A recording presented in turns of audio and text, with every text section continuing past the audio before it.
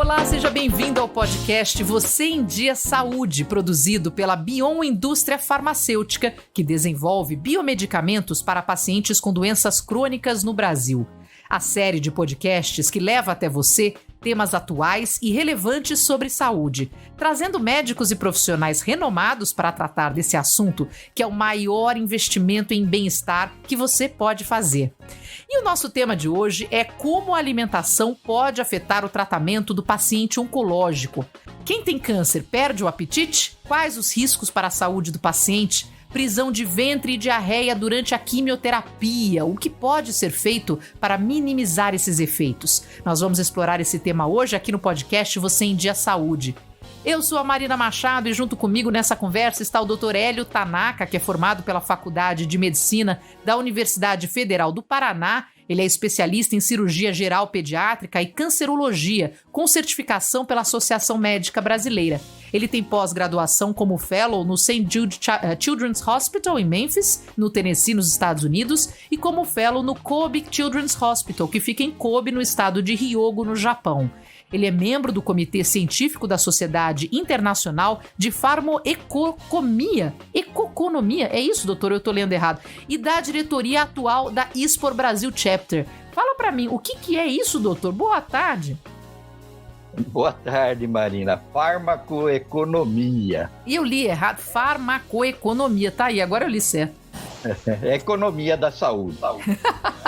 Agora tá entendido. Doutor Hélio, muito obrigada por o senhor conversar com a gente hoje. Bom, vamos começar, doutor Hélio. Os tratamentos contra o câncer, como quimioterapia e radioterapia, podem impactar a saúde gastrointestinal. Muito se fala dos enjoos, dos vômitos, mas outra reação pode ser a perda do apetite. E por que isso acontece, doutor Hélio? Gostaria já, sem mais delongas, dizer que realmente um dos desafios durante o tratamento do câncer bastante comum é essa perda do apetite. Alguns tumores, alguns tipos de cânceres, eles realmente afetam o metabolismo. E tem até aquela história de, antes de se fazer o diagnóstico, a maioria, às vezes, das pessoas não sabem que já está com o problema, e o problema já afetando o metabolismo já pode incluir um dos sintomas, que é essa perda de apetite antes do diagnóstico. Então, aí é uma situação um pouquinho diferente para a gente discutir.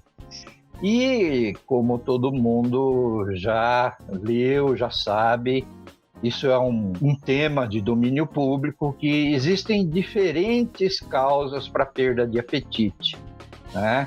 E pode ser resultado de um efeito colateral medicamentoso, gerando essas náuseas e fadiga, ou um efeito secundário ao estresse, ao desgaste emocional, que podem acompanhar um diagnóstico de câncer, e também pode ser um sinal também precoce do diagnóstico de câncer, ou mesmo até um processo que acompanha, um processo doloroso relacionado à doença oncológica. Então, a perda de apetite e alteração na aparência do paciente são estressantes para os próprios pacientes e os familiares. E aí vem aquela história. Por esse motivo, os profissionais de saúde, eles são treinados, eles são capacitados a orientar essa importância da alimentação, assim como auxiliar no controle dos sintomas de náusea e dor, por exemplo, para melhorar essa aceitação alimentar. Doutor Hélio, o senhor chegou a falar de alguns tipos de câncer, né, que afetam o metabolismo. Quais são esses tipos? Isso, nós vamos estressar um pouco mais isso lá na frente, mas, por exemplo, os cânceres que afetam o próprio sistema gastrointestinal. Então, pâncreas, fígado, estômago.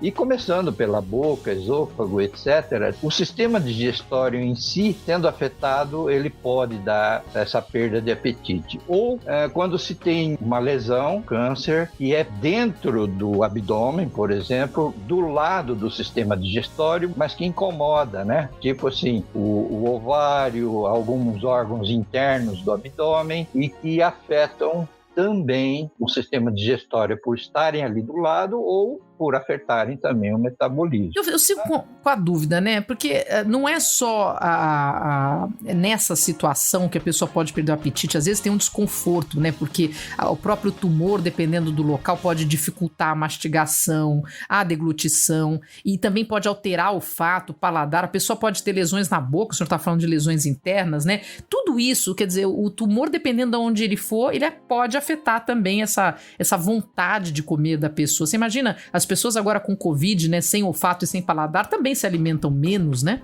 E aí tem essa situação da perda do apetite antes de se fazer o diagnóstico, quando a lesão afeta, por exemplo, lesões, a gente chama na medicina tumores de cabeça e pescoço, por exemplo, e que daí inclui boca, inclui a garganta, né, o orofaringe, o esôfago, etc. E quando se trata de lesões nessa região, então aí vem a perda do apetite devido ao tratamento. Então, isto posto, a gente sabe que todo mundo que trata dessa situação, ele está capacitado, treinado a falar disso para o paciente e para os familiares. Então, várias dicas são importantes para diminuir essa dificuldade dessa perda de apetite. Eu ia lembrar aqui que uma coisa que eu fiz muita cirurgia pediátrica, oncológica, tratei de muita criança com câncer. Então, há um tempo atrás, a gente dizia assim, olha, a criança, embora perca o apetite, ela tem que comer de tudo. Então, a dieta, a gente prescrevia dieta livre com alimentos cozidos. Por quê? O alimento cozido era para proteção, para não contaminar, para evitar alguma coisa crua. Isso era uma situação. Mas hoje em dia a gente tem aí a industrialização dos alimentos, muito bem estudado sobre isso, os alimentos pasteurizados, etc. Então tudo isso melhorou ultimamente. Inclusive o prazer do sabor dos alimentos melhorou muito essa situação do paladar, para exatamente minimizar essa perda de apetite. Doutor, e a perda leva, obviamente, a perda do apetite, e a pessoa acaba não comendo, também vai levar uma perda de peso, né? E para quem já está lutando contra um câncer, obviamente isso é ruim. Para evitar essa perda de peso, para evitar toda essa situação, existem várias dicas, manobras, e a gente também tem que driblar tudo isso, né? Então, houve uma melhora muito significativa nos últimos tempos com o que a gente chama de medicamentos de resgate, medicamentos de suporte, para que, mesmo que você cuide da perda do apetite, a pessoa acaba caminhando para uma perda de apetite, com consequente perda de peso, e pode ir para a desnutrição. Tudo isso já está sendo contornado, inclusive, com medicamentos. Existem medicamentos do tipo assim, fatores de crescimento de glóbulos brancos, que são os leucócitos, e isso é para que a pessoa não se enfraqueça demais, porque não consegue se alimentar, e aí a defesa dela fica baixa. E aí é pior, né? Você já imaginou alguém pegar uma infecção por defesas baixas? Então, tudo isso, ultimamente, tem melhorado muito nesse sentido da perda do apetite, com consequente desnutrição, com consequente dificuldade de defesas e assim por diante. Agora, doutor Hélio, uma pessoa que é magra, perder peso, porque, enfim, tá com perda de apetite, diante de um câncer, tudo, é uma situação. Agora, uma pessoa obesa, né, que já tem uma massa que poderia, né, ir embora se ela fizesse uma dieta mais adequada e tudo mais. Mas mesmo assim, né, ter uma perda de alimentação por falta de apetite de uma forma brusca também não é positivo para o corpo, correto? Correto. E tem mais aí, agora que você tocou no tema de obesidade, o obeso, ele tem outro fator, que são as células que aumentam muito no obeso. Elas têm um fator negativo, vamos dizer assim, em relação à epidemiologia do câncer, que os estudos, e eles estudam relação da obesidade com a incidência de câncer. E está aí uma das pesquisas levando que existe uma ligação muito próxima entre ser obeso e ter câncer.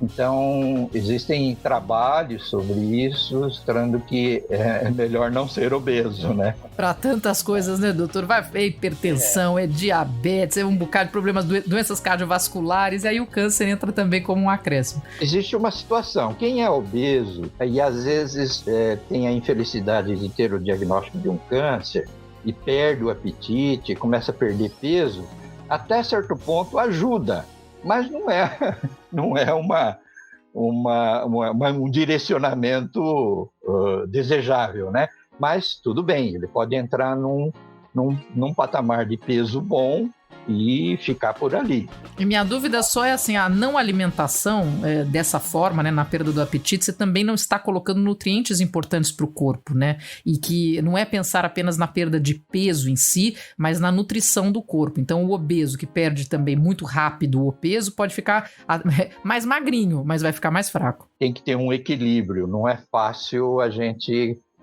ter equilíbrio quando um obeso perde o apetite e emagrece por causa da patologia ou por causa do tratamento que está levando ele a uma dificuldade de deglutição, de mastigação e assim por diante.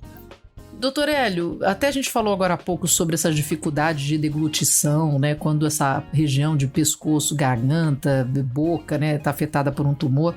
O que pode ser feito nesses casos? Você pode trocar um alimento sólido pelo líquido, talvez incentivar também a pessoa, né, a fazer refeições com a família, com os amigos. Isso também é parte importante para tentar fazer com que a pessoa se alimente melhor? Hoje em dia existem várias maneiras da gente driblar essa situação quando se altera o paladar, quando a pessoa fica numa depressão e não quer se alimentar, não porque não consiga se alimentar, porque a depressão às vezes não deixa nem a pessoa reagir, né?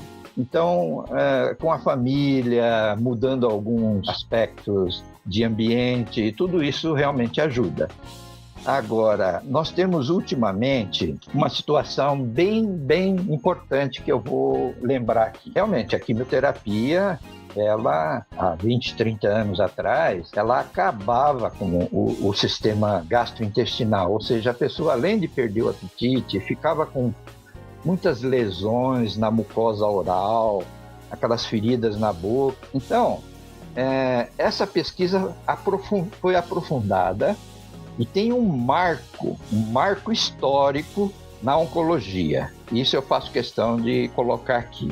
Foi feita uma pesquisa mundial, selecionando 1.000 pesquisadores oncológicos, e desses 1.000, eles fizeram uma peneirada, selecionaram umas 100 pessoas que se dedicavam só a isso e perguntaram para eles quais seriam o top 10, os 10 tópicos do câncer que agora, nessa era, você acha mais importante. O fato de ter descoberto remédios para evitar vômito e evitar essa perda de apetite entrou nesses 10, ficou em segundo ou terceiro lugar. Uau! Porque isso daí mudou o tratamento do câncer, ou seja, a pessoa conseguia se alimentar, não vomitava, e aí ela não tinha desnutrição e o tratamento era possível ir até o fim e o resultado melhorou em vários tipos de câncer. Você vê, isso foi um marco. Então, essa perda do apetite, ela realmente tem um marco na história do tratamento da oncologia.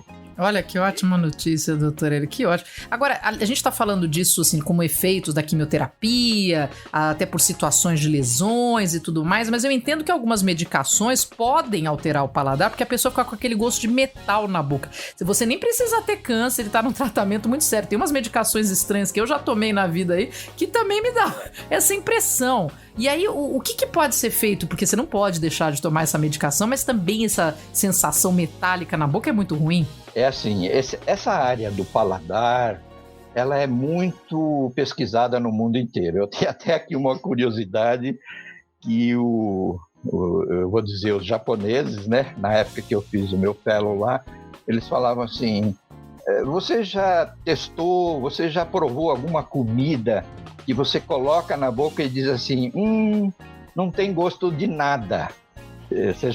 Renata, você já... Provavelmente o tofu, doutor, não é por nada não, mas o tofu é um negócio que não tem gosto de absolutamente nada, doutor. A partir daí, eles identificaram papilas gustativas do gosto do nada. Você imaginou? Olha isso. Então, essa história que você falou do gosto metálico, ela é muito individual. Tem algumas pessoas que sentem, outras não. Tá. Tem gente que toma vinho e diz assim, nossa, isso aqui tá com gosto de, sei lá, querosene, alguma coisa assim. Se bem que ela nunca tomou querosene, mas ela sabe que tem aquele gosto, né? E assim por diante. Então isso é muito individual. E nessa situação muito individual é que também a perda de apetite, essa parte da alimentação tem muito a ver. Tem muito a ver. E isso é uma pesquisa muito profunda, porque aí me remete lá a um negócio chamado, uma disciplina chamada fármaco de remédios genômica, ou seja, o gene da pessoa fica ligada àquele remédio, se aquele remédio vai fazer mais efeito ou menos efeito, ou até não vai fazer efeito nenhum. Uau! Não dá para saber o resultado, né? Depende muito do que é aquele ser humano. Então, cada ser humano tem a sua reação. Por exemplo, você pega gente que usa muita fruta, como ameixa, banana, abacaxi, melão, laranja, mexerica, e ele acha que o intestino dele vai soltar com isso. E não faz essa reação. Para alguns, só de pensar nesses alimentos, ele já vai no banheiro correndo. Então, isso é muito individual. E a reação é individual. Olha, doutor Hélio, você já chamou o próximo assunto que eu queria falar com o senhor, porque o problema não fica só na parte de cima, também fica na parte de baixo, porque tem um desconforto que é possível, que é o tal do desconforto intestinal. Muitos pacientes relatam diarreia ou, ao contrário, a prisão de ventre como efeito da quimioterapia. Isso sempre acontece? Quer dizer, eu vou fazer uma quimioterapia, eu vou ter algum tipo de problema intestinal ou também, como o senhor acabou de falar, varia de pessoa para pessoa? A gente em medicina não usa a palavra sempre, né? E se acontece com todo mundo, a gente não pode usar essas palavras. Ele é sempre individualizado. Tanto é que agora a moda é você falar de medicina de precisão com a medicina personalizada, né? Então, os efeitos, eles são muito individuais.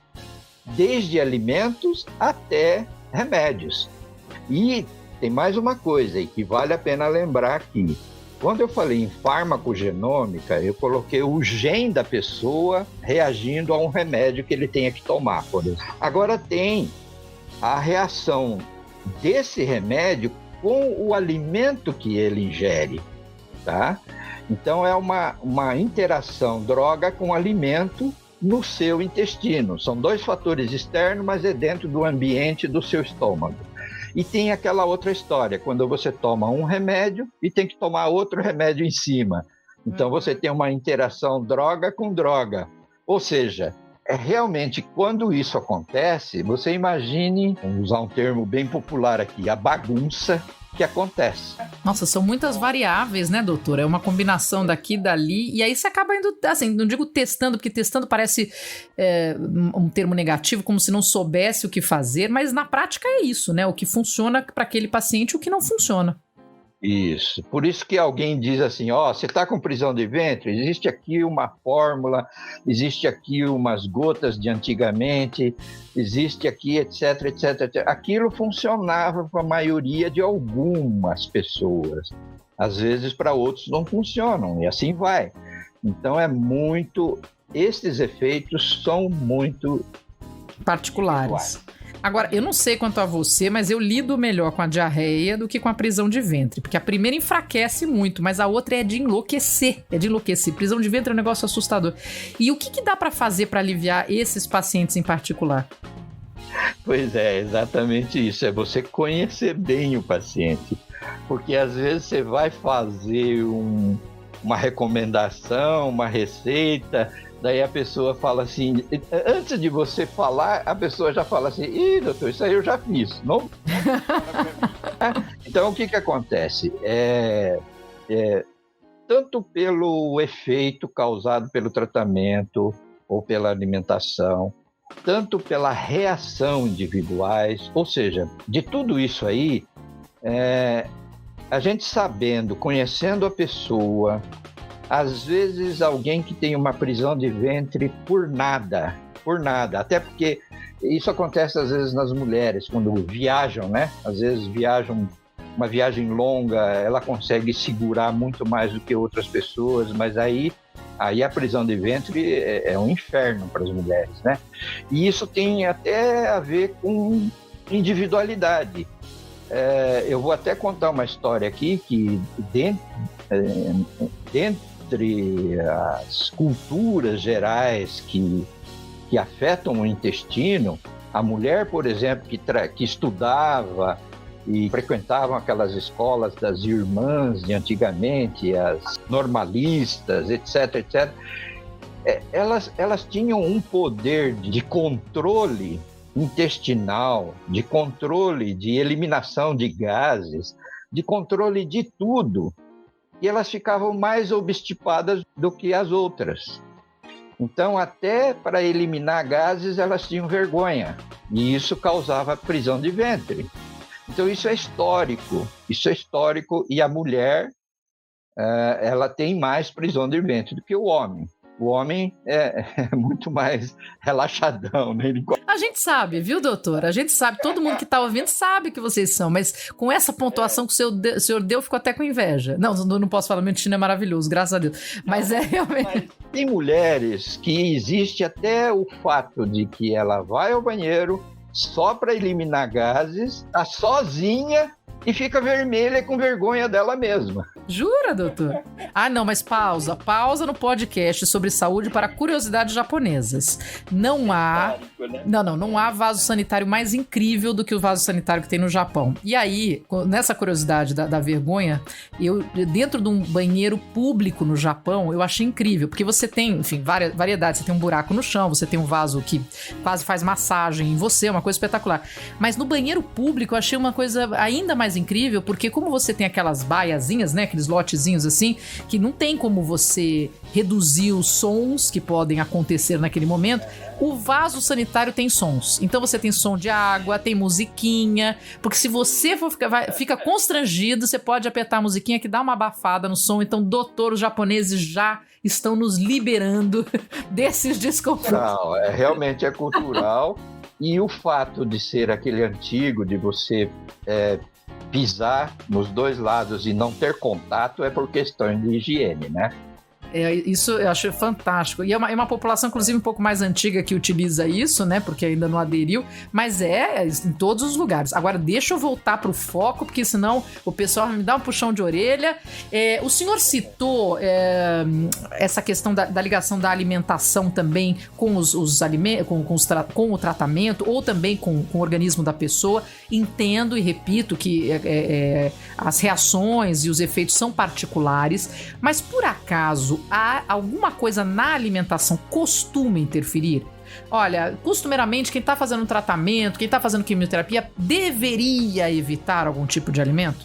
Olha, o que mais pegava é exatamente a contaminação, porque o alimento, a gente até recomendava alimentos crus, mas pelo menos passado numa água fervida, não alimentos cozidos, entre aspas, né?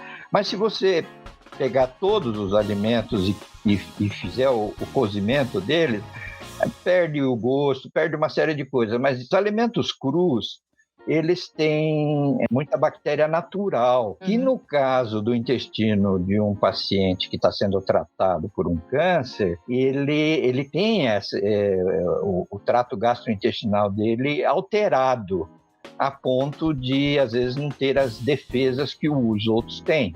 Então, aí ele faz uma infecção intestinal e às vezes já está até sem o tumor e vai morrer de uma diarreia, porque Diarreia num paciente em tratamento oncológico, dependendo, às vezes ele não consegue se recuperar e pode entrar em choque e realmente é difícil. Então, e se for ainda mais um câncer do trato gastrointestinal, ou se ele tiver que ter tido tratamento radioterápico em cima disso, nossa senhora, você imagine como é que fica, né? Claro, claro. Então, os cuidados com a alimentação é primordial. Mas graças a essa pesquisa, baseado nos dados que antigamente se foram se fornecendo e dizendo, olha, não adianta, eu trato aqui, depois ele morre de infecção intestinal. Então, tudo isso veio incorporando novas tecnologias, dietas, alimentos, aquilo que eu falei de fatores de crescimento para recuperar logo a medula óssea da pessoa, ter defesas boas, enfim, faz parte, cuidado com a falta de apetite, o trato gastrointestinal, faz parte do tratamento do paciente oncológico como número 1, se não for a principal, tá? Eu acho que isso é muito importante. Fico alerta. Doutor, e minha última pergunta para o senhor é o seguinte: esses efeitos, eles são esperados imediatamente após a sessão da químio, por exemplo, ou eles vão durar por longos períodos? Ah, você fez uma químio essa semana e você pode, semana que vem, ter alguma coisa? Como é que é? Existe uma classificação de protocolos de tratamentos quimioterápicos que são altamente emetogênicos, moderadamente ou nenhuma emetogênese, ou seja, aquela reação de vômito que daí, consequentemente, a pessoa perde apetite, etc, etc. Então, existe já uma classificação sobre isso, existem medicamentos para bloquear isso daí. Aquele marco que eu contei aqui do fato de bloquear o vômito ser um marco bom dentro da oncologia, você imagina, os pesquisadores estavam estudando uma substância, que eu vou falar aqui, o nome do sal, como se fosse um palavrão para vocês, chama-se ondansetrona, e esse remédio, na verdade, eles estavam pesquisando para um distúrbio mental que era a esquizofrenia. Nossa, nada a ver. Só que como esse remédio, o efeito foi bloquear o vômito e não deixar eventualmente o paciente perder o apetite, o nome desse sal ondansetron veio da esquizofrenia e popularmente todo mundo conhece, chama-se Zofran, de esquizofrenia. Então, quando você usa o remédio chamado Zofran, todo mundo sabe que é para parar de vomitar. Serve até para mulheres grávidas naquela situação, como tem hiperemese gravídica, eles usam Zofran também. Olha só! E esse medicamento bloqueia, na verdade, lá no sistema nervoso central. Ele é um bloqueador do 5-HTP, que a gente chama, que é um mecanismo que faz a pessoa vomitar. E ele bloqueia lá em cima, então a pessoa não vomita, tá? Então, esse foi um marco. Então, além dos alimentos, existem medicamentos que, dependendo do protocolo, e eu já sei que esse protocolo invariavelmente vai induzir ao vômito, eu já uso essa medicação forte. Mesmo assim, Marina, tem gente que usando tudo isso vomita. Ainda vomita. Existem protocolos à base de cisplatina, por exemplo, que é extremamente emetogênico. E aí não tem jeito. Até interna para tratar isso, né? A minha dúvida é se é imediato. Então, estou fazendo quimioterapia, Deus perdoe, e aí depois, amanhã você começa a passar mal, 2 dias depois, ou é uma coisa que dias e dias depois do tratamento eu passo mal? Não, tem uma ligação imediata. Não, ele tem protocolos que fazem reação de emese ou de vômito ou de perda de apetite a curto, médio e longo prazo também. Entendi. Depende do... Depende. Tá. E isso também depende individualmente. Perfeito, doutor Hélio. Olha quanto eu aprendi nessa nossa conversa, que o tempo passou e a gente nem viu, foi tão gostoso, aprendi muito. Muito obrigada pelo seu tempo, por nos esclarecer como a alimentação, né, pode afetar o tratamento do paciente oncológico. Marina, se você não me segura aí, eu fico falando aqui da alimentação, porque isso me empolga muito, porque eu cuidava muito das crianças com câncer e fizemos até estudos, protocolos de como diminuir essa perda de apetite nas crianças, né? Então isso foi até trabalhos experimentais e ensaios clínicos nos Estados Unidos, e eu tive a chance de participar disso há exatamente 40 anos atrás. Então, isso me chama muito a atenção, e eu sei que hoje está bem melhor, graças a todo mundo, graças à pesquisa, e eu sempre bato palma para isso, viu? A alimentação é muito importante. Muito obrigada, viu, doutor Hélio? Obrigado, Marina, pela chance aí de a gente conversar sobre isso hoje. Olha, um obrigado especial a você, nosso ouvinte. Eu tenho certeza que saímos deste encontro com muito mais conhecimento, e conhecimento é um investimento na sua saúde. Este foi o podcast Você em Dia Saúde, produzido pela Bion Indústria Farmacêutica, que desenvolve biomedicamentos para pacientes com doenças crônicas no Brasil. E aqui tratamos do tema como a alimentação pode afetar o tratamento do paciente oncológico. Eu sou a Marina Machado, te espero no próximo podcast. Não perca, porque vai ser muito bacana, eu aguardo você. Ouça os episódios semanais de Você em Dia Saúde nos principais agregadores de podcast. Comente, avalie e compartilhe nas redes sociais. Bion, Vida à Ciência.